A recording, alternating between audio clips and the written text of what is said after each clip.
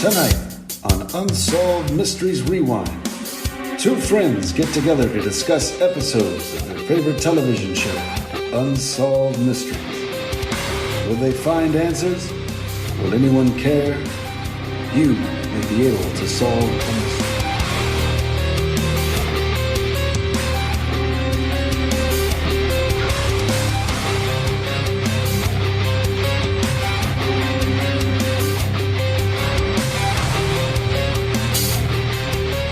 Hello, this is Mark, and you're listening to Unsolved Mysteries Rewind. I'm on with Diana, returning again to the show. How are you? It feels like we just did this. I know, right? Woof. We are nonstop. We're going to be recording 15 episodes tonight. Wow, I'm game. We'll do live research. That'd be kind of interesting. All right. A lot of silence if we do that. It's like a lot of reading. Yeah, I mean, like with Google these days, I mean, feasible. Yeah, maybe it'll make for an interesting episode. Maybe we should try that. Maybe. We're talking about a case that I didn't really know too much about until more recently, but it's just referred to as like the Sodder children's disappearance. Mm-hmm. Yes. So where's this? Christmas Eve, 1945 in Fayetteville, West Virginia. West Virginia. We learned that a fire destroyed the home of George and Jennie Sodder. Their original last name was Sodder, I believe, which is not the most Italian sounding name, but it was Italian. Yes. Have you ever heard of from Sardinia? Have you ever heard of Sardinia? Can't say that I have. I think. Yeah. I don't think that's unusual. I don't think that's terribly unusual. No. All right. Like Stanley Tucci, is he Italian? Oh, it's a good one, but yeah, but he's Stanley Tucci. But yeah, they're first generation Italian immigrants who ran a successful trucking business, hard workers coming, here in the like mid 40s, and they're kind of establishing their own roots. They believe in what year he was 13, so he was born in 1895, George, and he came here when he was 13 years old. So it was 1908 when he actually came here. Wow, that sounds like Godfather Part 2. Like when tell me you never saw it. You never saw Godfather 2. Oh, you saw it, right? It's been years, but I have seen it. All right, good. Thank God. One thing that they didn't really believe in is birth control. That's something that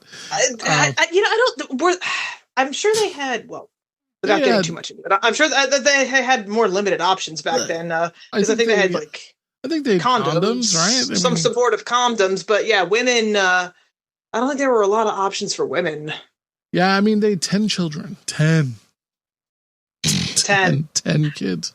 I come from a family, I think we were talking about this previously. Do you come from a big family? I don't come from a big family, but I know that I think my great-great-grandmother had 13 kids. Wow. Yeah, I'm the youngest of 5. So I consider that pretty big. But yeah, like my father's family had like maybe 9. I don't know. Mm-hmm. Too many. I had 1 kid. And he goes off to college soon and boom. Even 3 is a lot to some people these days. Yeah. It's 3 times the cost. So in Europe it's less common to find somebody with more than 2 kids. Really? It's actually very uncommon here to find only children. There's only like a few. That's also very true. Yes, I can maybe count on one hand the amount of children, like that amount of friends that I had that were only childs. Yeah, that's kind of interesting. I kind of grew up as an only child because of the age difference, and so by the time I was around, I was just like pretty much on my own, which is great. I kind of appreciate it. But yeah, so it's. Again, Christmas Eve, 1945 it kind of sounds like a Christmas story, like that period of time. And if you've seen that movie, right? Oh, of course I have. Yes. Oh, yeah. So let's see. 5 of the children went to bed and everything, but the other 5, they kind of just vanished without a trace. So I think there were only 9 children in the house at the time because the oldest son was off fighting the war. Yes. Yes. Mm-hmm. which is, another, realistic aspect to this entire thing. Yes. Yes. But that kid had to have been at the very least 17, 18 years old, probably 18. And they had a toddler. So it's like, this is such a big... She was the oldest girl, I think, was like in her 20s. And then the youngest, I think she was like 2 or 3 years old when this happened. I mean, that is really, really, good for them. I mean, I guess. But, so the thing that's weird is there's a lot to like break down, but to be very simple about this story is a fire broke out. The mom wakes up, for whatever reason, ran into the other room to get the dad, which I thought was strange. Maybe they don't sleep in the same room. Or maybe he fell asleep in there because it is Christmas Eve. And they grab the baby, of course, the youngest, and they run outside, and there's a total of 4 children out there. And the dad realizes that the house is on fire. So it's insane. It's very heartbreaking because obviously there's no cell phones in 1945. Yes. And I don't know how well their fire alert system was back then, because it existed. Yeah, it was like the operator would call each and every person. Because I don't think there was like a proper like firehouse. Oh, I don't know. Yeah, I'm not sure. About interesting thing to look into.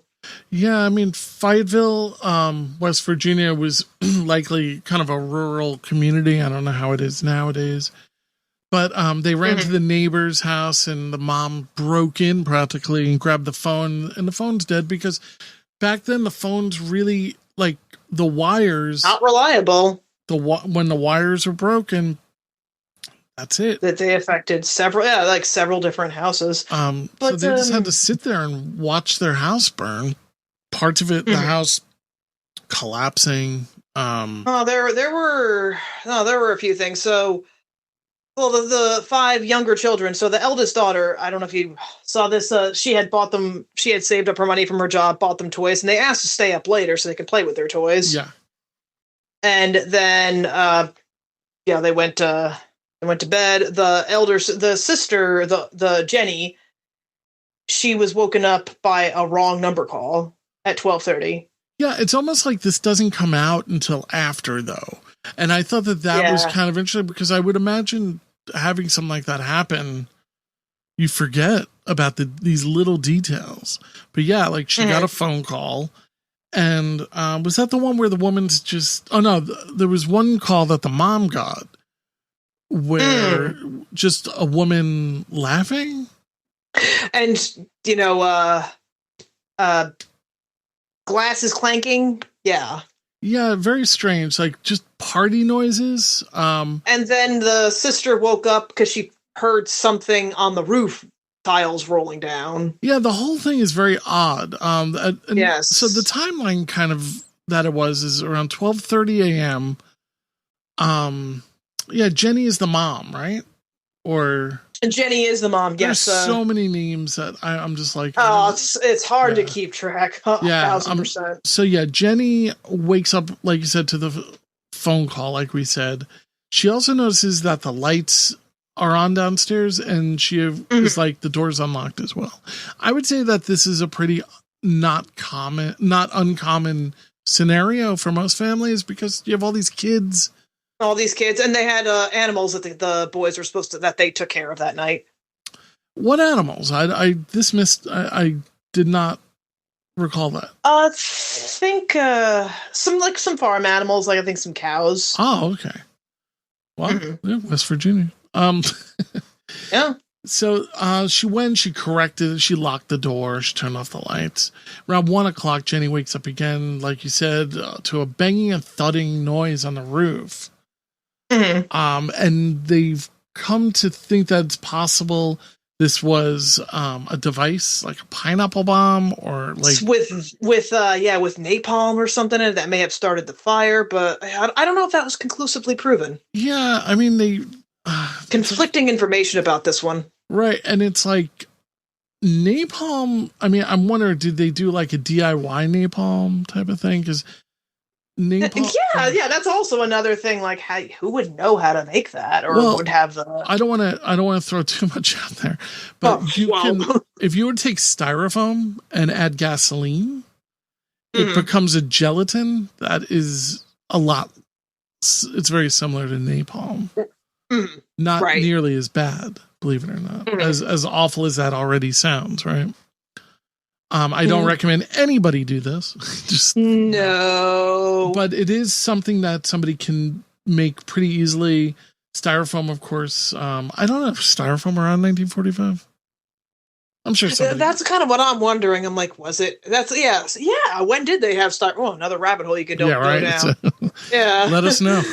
Yeah, I think plastics were. Yeah, how much were plastics actually used back then? A lot. Yeah. Like there was Bakelite and that type of stuff. Styrofoam. I'm looking it up. Styrofoam invented. I bet it's like 1800 or something. 1941 by the Dow Chemical Company, just like Mace. So it probably was not very common to have styrofoam just everywhere. That being said, not as common as it is now. Yeah, because packaging, all that jazz, it changed. The world. I think it changed the world. I don't think there was as many mail order items as we have now. No, not nearly. Although they sold a lot of collectible plates back then. Maybe not in the 40s, but definitely in the following decades. So let's see. Around 1:00, Jenny.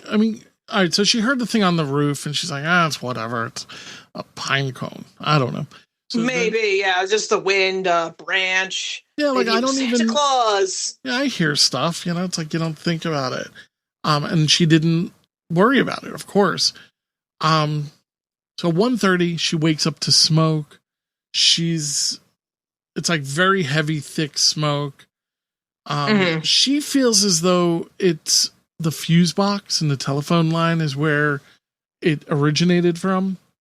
The family escapes. The 4 kids and the parents. Yeah, about half the family escapes. Yes. The dad, when he realizes that there's still 5 kids in there, because they have like an attic apartment, an attic bedroom. Yeah, the kids, they all shared rooms. Which, oh my God, do you hear this?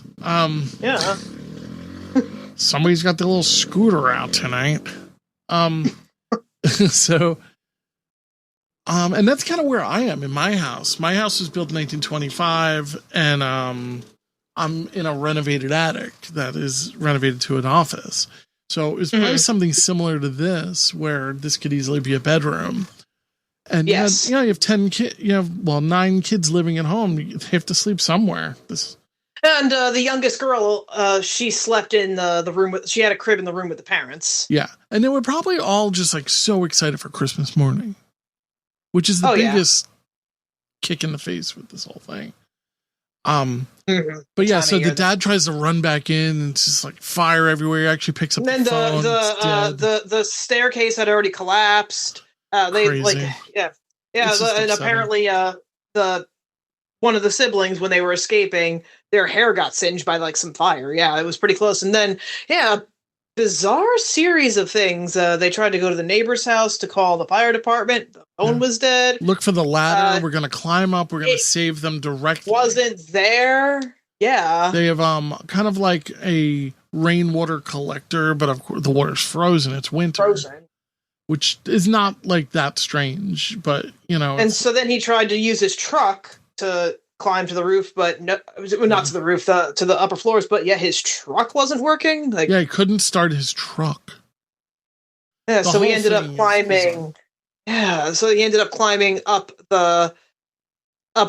just finding a way to climb up the house, and he broke in the window, and he called into his kids, and didn't get a response. Everywhere. Poor guy. The guy definitely put in a lot of effort to do this. Try to save his kids. The fire department would show up 7.5 hours later. Oh, goodness. Yeah. So, they finally got a hold of the fire chief, but then the fire chief Well, they were, Christmas, first of all, yeah. they were, well, the holidays, they were low manned, but also I think a lot of their manpower was still overseas, with the war effort. Oh, that's a great point. But then, so they wake up the chief, and the chief doesn't know how to drive the fire truck, and that boggles my mind. How do you not know? You're the chief and you don't know how to drive the fire truck? I think somebody had a lot of eggnog or something. I mean, it's possible that everyone's just wasted. That is true. That is true. Yes. So yeah, they didn't end up getting to the like it was 7 hours later that they got to the scene, and by then the house is just burned down. Yeah. They do a brief search. They find no human remains, which how thorough was the search is my question, because there's really no consensus. They said they didn't find any human remains, but the chief, was the search really thorough? Because I doubt it. It was more like, they tried to say, oh yeah, the bodies were cremated and they didn't find a trace of the bodies. Like, I mean, and we know that, you can't just cremate bodies with a house fire. It's very unlikely that a house fire would be that hot for that long to just make all traces of them disappear. Like, I guess like 5 corpses. With these days, with like the different materials that are used in houses, I can imagine temperature getting to the point where it's possible, maybe. But back then, yes, with the material, with the insulation materials these days, maybe. But back then, I'm thinking that house is 95% wood. Yeah, it wouldn't and shingles and glass, and it's very unlikely. And so they have death certificates filed on the 30th. Only a few days later. So I didn't know what the deal was with that, which I thought was strange. And then the father decided to fill with a bulldozer the house site with dirt within like a week. The whole thing is so weird. Like, it's just dead of winter. You don't do these type of things. I know. So a little bit of a backstory about George, the father, Sodder. I feel as though he was either a communist or he was a communist sympathizer, because he was a big fan of Mussolini. Oh no, quite the contrary. Wait. He was against Mussolini? Did I get this wrong? No, he was very against Mussolini. He was actually back up. Sorry. I don't know that much about Mussolini, and I kept thinking like I thought maybe this was retaliation against him being a communist, but it was retaliation in my opinion. But you think so? I don't know. There's a lot of shady things with this, and it's really hard to say. But yeah, you're absolutely right. He would talk. He was very outspoken about his beliefs, and I guess he was far more American.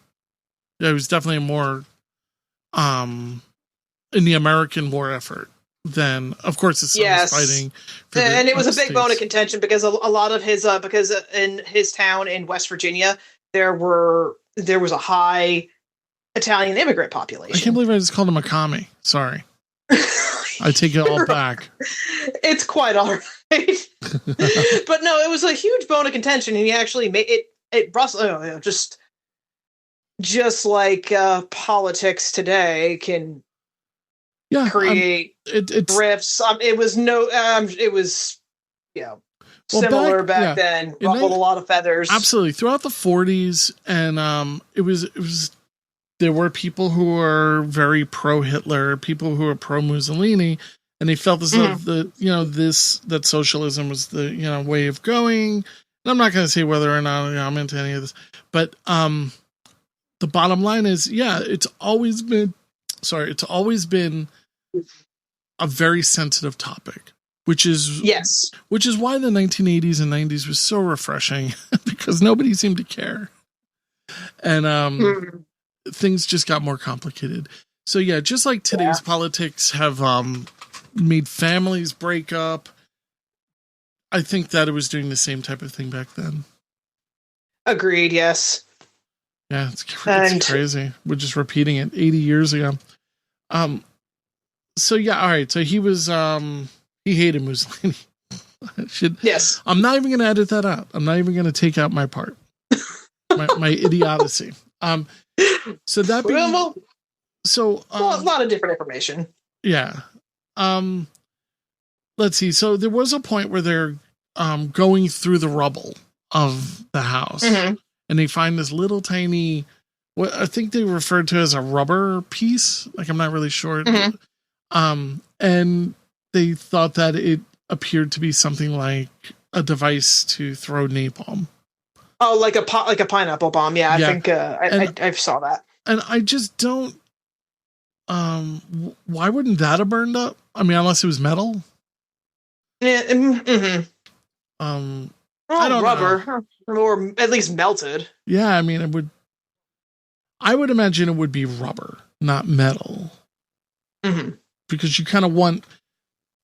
Again, why am I talking about napalm? You would probably want the device itself to ignite. Yeah, you don't. You want the whole thing to. And rubber is disgusting. You know, like rubber is one of those things that's flammable. Ugh. It stinks too. Ugh. Yeah, it does. Yeah. Ugh.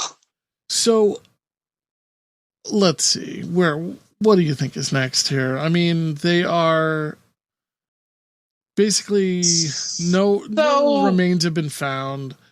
Like we said, the death certificates are issued. Sorry, go on.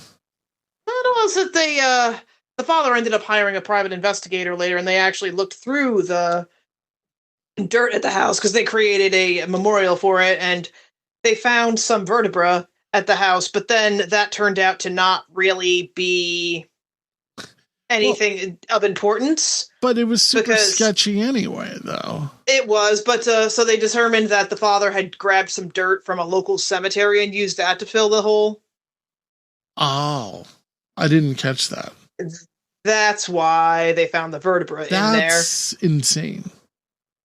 Yeah, but then there was some stuff that happened beforehand because they had the children claim that an insurance salesman came to the house and made kind of a veiled threat. Or the father said this, that an insurance salesman came to the house and made a veiled threat saying, "Oh, yeah, well, maybe one day your house is going to burn down, right, and your children are going to go missing." Which, it could have happened. And it could have been an innocent thing. Could have been like he could have been there as a salesperson. It's like, well, you want to protect yourself in the event of a fire. And then I don't know if this is the same guy or somebody else, but so George had recently gotten the house rewired. And somebody was looking for work at the house. I don't know if this is the same guy or not, but they said, "Oh, yeah, that's going to cause a fire." Yeah, he had a friend put in a new fuse box, I think. And because they were like saying that they felt like the fire came from them. And the other guy goes, "Yeah, that's going to cause a fire." And just because he got the house rewired, it doesn't mean that it was done correctly. It could have still been an electrical fire, but honestly, I don't think that was the case. So they investigated when they did, their quote investigation of the fire. One of the guys on the jury was actually that salesman. Like that insurance salesman who made that veiled threat was actually on the jury that determined it was an accident. Now, they were also pointing out that it's not possible that it was a fuse box that had gone up because they recall the Christmas lights still being on. Right. The power in the house was still on because if it was an electrical fire, the power would have been cut. And I have to wonder what, like back in 1945, what would that have meant? It's not like nowadays where everything, your Wi-Fi is out all of a sudden and the TV you're watching, you're watching like The Office for the 18th time. Well, was there like I mean, I guess you could have a light on.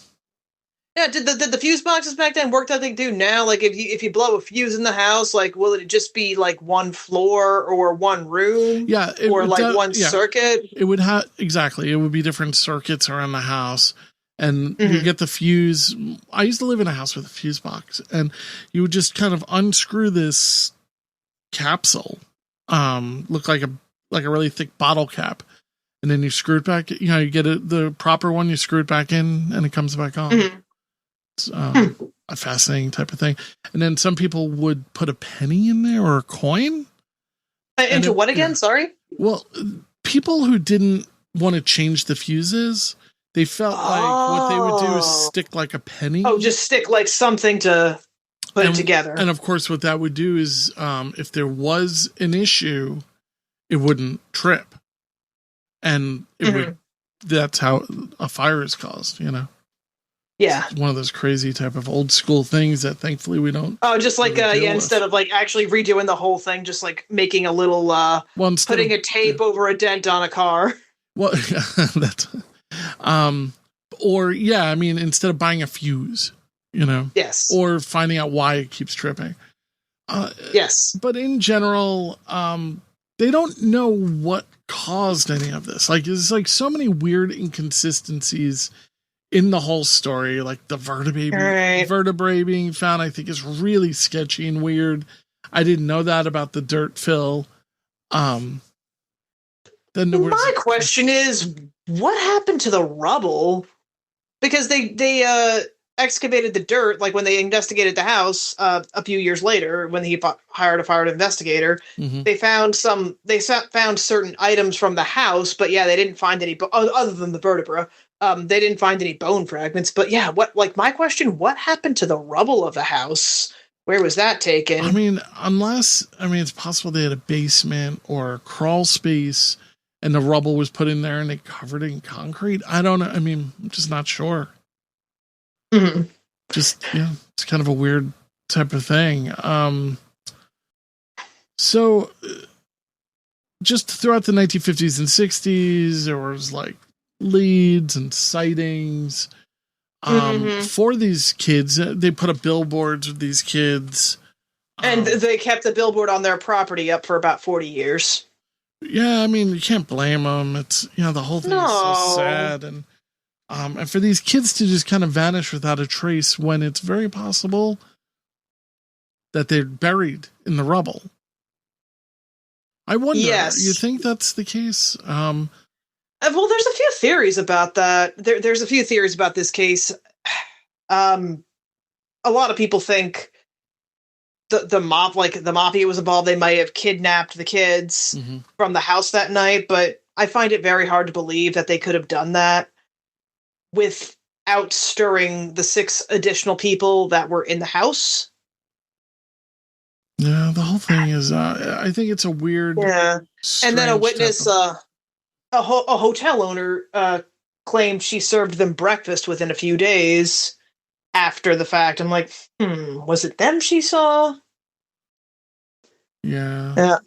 Yeah, because there's a lot of eyewitness accounts of like, oh yeah, there's somebody who looks just like this person, how one of your kids and how they could look, all over the country, but yeah, none of those leads panned out. But there was also a thing where they had, what was the mom doing? Wasn't she like burning meat to see if the bones would burn down? Right. Yeah, she was performing experiments of her own with animal bones to see how hot. She needed like a mental health professional. And I'm not saying that to make fun. Yeah, I'm not taking seriously too serious. No. Yeah. I completely agree. I think a lot of people probably needed mental health back then. It's probably why it was, well, this is a side little theory of mine, but people coming back from the war probably were suffering from PTSD. Undiagnosed. Yeah, like people wouldn't even talk about that until 20 years ago. Oh yeah, and and it was much more commonplace for men to be abusive, right to their and they were probably going through PTSD and had all sorts of mental health. I mean, not that any of that makes it right, but mental health wasn't taken as seriously back then as it is now. You talk about the military as though you have experience. I'm just kidding. You do have a lot of experience, without going into any of that, but it's really one of those things where well, we know for a fact people came back from every war with levels of PTSD, whether it be World War II or the Korean War, Vietnam War. I think that's the one that really began opening the minds and eyes of people as to like because PTSD it wasn't an official diagnosis for quite some time. I don't even remember hearing about PTSD in the 80s, for instance, or maybe in the 90s is where I started hearing about it more.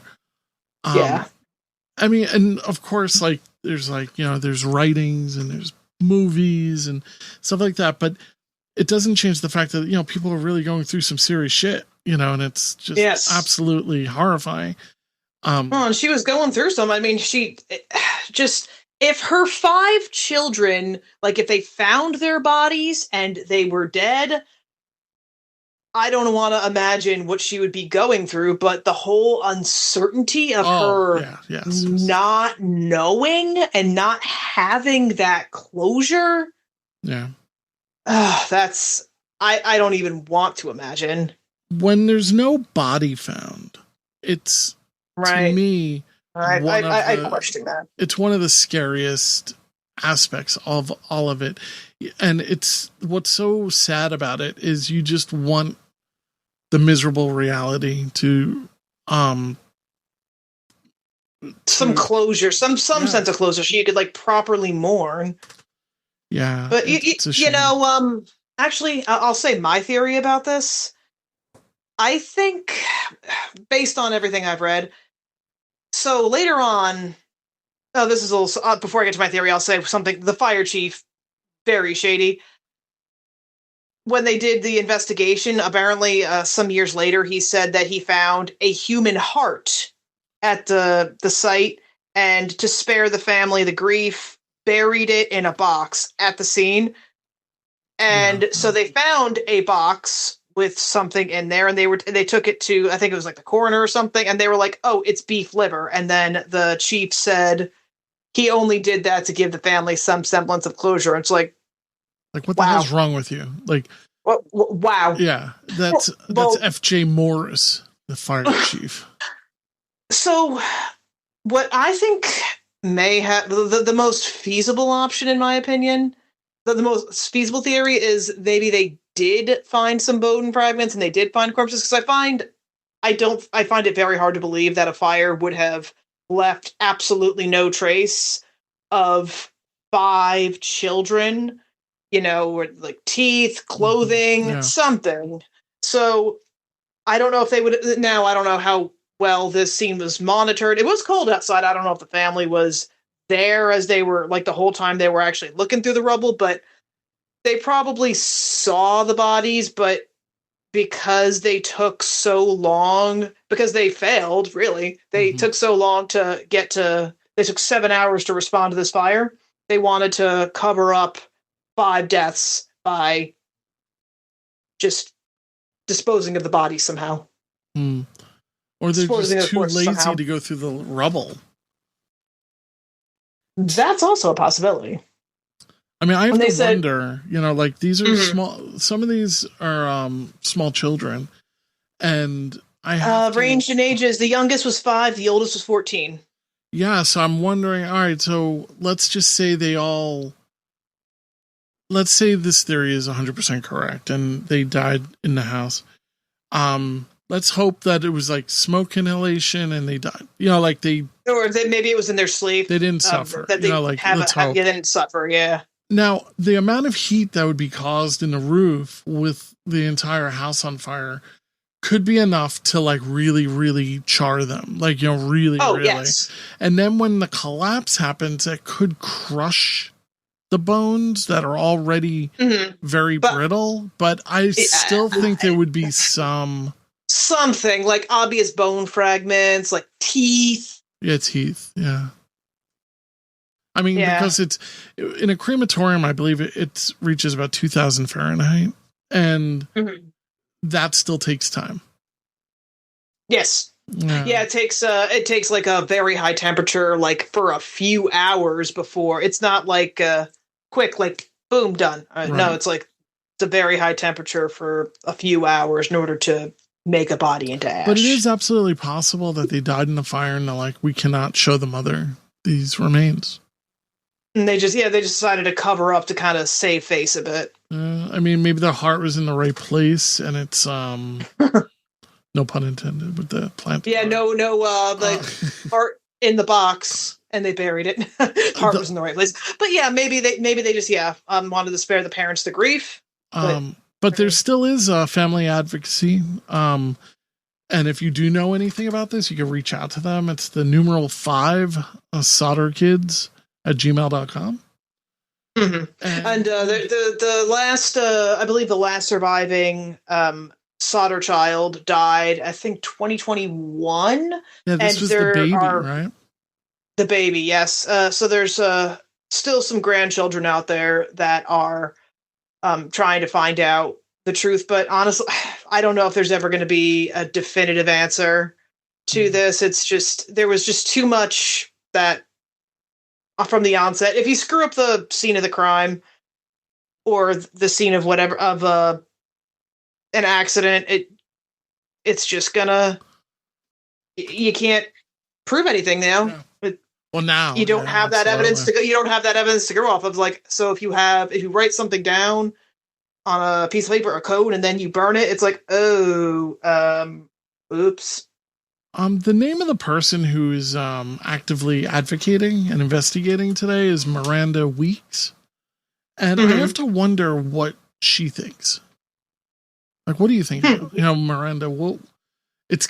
Do you think that they're out? Think they got out there, started families? Maybe at the time they did have children being just adopted into families, but the 14-year-old. Oh yeah, I've also seen that theory bandied about out there as Georgia. Like they got sold into some Georgia tan, but yeah, then why wouldn't they? 14 is a bit older. It's a bit that old is, and they were all old enough to remember their parents, and I find it hard to believe that maybe depending on what happened to them, but all 5 of them, years later, none of them tried to find their family.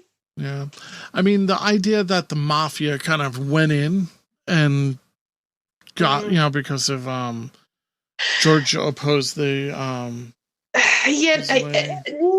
definitely not impossible. But no, I don't think there's been any. It's less likely. Mm-hmm. And again, just kidnapping the kids in the middle of the night and not stirring 6 people. One thing that is possible, I think, is that somebody had this Molotov cocktail and threw it at the house. So then there was a bus driver who claimed he saw some people doing something like that. And also, too, there was a theft on the property that night. A man, they found out who he was, stole a block and tackle, and he cut the phone line thinking he meant to cut the power line. Yeah. But yeah, that's, he also messed with the trucks, which is why the trucks weren't working. Allegedly. Yeah, was there a reason why he messed with the trucks? Yeah, I don't know. And, there's so many, there is a bit of conflicting information about this case. So yeah, there is a bit of conspiracy here. Mm-hmm. So, I mean, I just feel like there's some of the stuff doesn't add up. Why were the trucks and the phone lines cut? And what happened to the ladder? Why was the ladder not in the spot? Yeah, but you know what? I don't know where my ladder is. It's. Well, how often? I know where mine is right now. It's in the tool shed. Well, I think I know where it is. I think it's right behind my garage. I keep it there because I never use it. It just sits there. But I wouldn't be too surprised if I went back there and be like, well, where is it? Then I find out. No, I've done that. I do. Hey, I do that a lot. I take something out of its usual spot and with the intent of doing something with it, and then I put it down, say I'll do it later. I'll put it away later, completely forget about it. Mm-hmm. Then I go to a spot and then wait, what? Where did I put it? Where are my glasses? They're on your head, stupid. That's what I do. Walking around with the keys in my hand, I can't find my keys. Where's my bag? Oh, wait, it's on my back. This is why I put AirTags on almost everything I own. Oh, goodness. Yeah, like my dogs have AirTags and my keys have AirTags and my wallet because I lost my wallet. But yeah, but back then there was no such thing as Wi-Fi or cell phone. Oh no! Well, yeah, and like there was only one phone in the house, like in the room. Like, oh yeah, she got up in the middle of the night, like, because she heard the phone ring. Oh, she had to actually physically go to the other room to get the phone. Oh. But I do believe that there could be, like, they could have attacked him, like, for his political beliefs. Yeah, definitely not impossible. But maybe not intending to burn the whole house down and kill 5 kids. No, maybe not. Well, but yeah, no, it's still weird that I never found their bodies, though. It's just there is a lot of suspicious things in this death. I mean, in this case. Yeah, I wonder if they would ever go and excavate the area looking for. Well, would they wonder if they would even find anything, though? You'd find teeth. After all these things. I believe you would find teeth, maybe larger bones. Mm-hmm. I don't know. Teeth kind of stick around, you know? It's disgusting. Ugh. Well, apparently you can bury a body for 25 years, bring it up, and you can see that it's been stabbed in the neck. Mm. Oh, well, the last case we covered, that body was kept in a coffin. Yeah. Allegedly. No, I'm kidding. But you're right. It's just, but still, 1968 technology in a coffin. What kind of technology are these coffins? Is it like sealed? Jeez, what a scary thought. The whole concept. I think of it as like a refrigerator, you know, like how it's like airtight. Well, it's kept out of, it's like kept out of, so dirt can't get inside and such. So yeah, you can. The science of. Well, not to be like even morbid about coffins and everything, but I remember during the Hurricane Katrina, I know what you're talking about. I think. Yeah.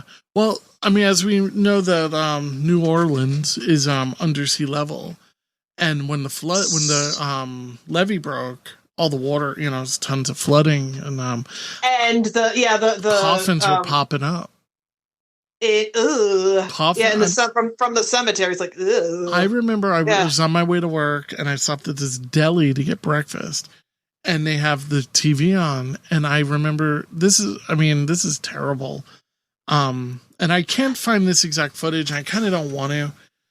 They were showing coffins just floating in the water, and in the one they zoom in and you see the arm. And I'm like, that was at the end of there was this is the storm was over. On Netflix. Yeah, I saw the Hurricane Katrina documentary on Netflix. Well, I'm sure there was a lot during the hurricane, but I saw that was at the tail end. They covered it for a few minutes. They were like, there are the cemeteries that all the coffins leaked out of the cemeteries, and I was like, who actually cleaned that up? I would want, I don't know. They should drill holes in them so that if that were to happen, like it fills with water or something. Well, this is probably some people have actually debated the need and existence of cemeteries themselves, Well, when was the last time you saw or heard of a cemetery being built? It's one of those Matrix questions, like, where are all these dead people going? I don't know. Yeah, I don't remember. I mean, all the cemeteries I know of have just been there, but no, I've passed by some like really old cemetery. And there was also another case on Unsolved Mysteries where there was a whole residential neighborhood that was built on an old cemetery. Yeah. Well, I mean, 3 million people in the United States die every year. Mm-hmm. I think that cremation, of course, has become more popular. It's become more common. Well, it's a less expensive option. But the reality of it is it's still only 40%. So 60%, which is 1.7 million people, are being buried every year in this country for the past 250 years. And I remember passing by. There are so many cemeteries you pass by. You're like, they are just huge. Yeah. Here on Long Island, we have ones that are just huge, huge, huge. And I find, of course, cemeteries to be fascinating, especially when they're very old, but they're very sad. Oh my God. Yeah. I did, I've done honor guard before, and we have done funerals for a lot of veterans. So I went all over California to a lot of different cemeteries. A lot of them are like the buildings and such. They're so like just beautiful. Where my son got his Eagle, Boy Scout Eagle, like a little under a year ago. And his project was to do a flag drop, so you can retire. It's accepting all flags, but it's like mostly for American flags, so they can be retired. And and where they meet is a church, and it's a veterans. They have a veterans section because they've expanded, I guess, at some point. And so like whenever a veteran is buried, they actually bury them with a number of these flags because it's one of the ways of the flagfold. Yeah, of doing it. But I didn't realize so many people have the need to retire flags. We have to empty this thing out every 2 weeks. It's crazy. Wow. Like I have 6 huge bags of flags in my garage. I'm like, I don't know what the hell to do with these things. And but yeah, I mean, what we're gonna do is one night, the ones that are cotton, we're gonna just kind of sit around a fire and burn them, just kind of quietly and solemnly. And the other ones we cut up because the plastic ones need to be cut up. I should get the Cub Scouts to cut this all up. It'd be a nice little, maybe make a little merit badge for them. They'll probably cut their hands off or something like that. I don't like messing with it. I'm done with Scouts. Anyway, I don't even know how I got into that, but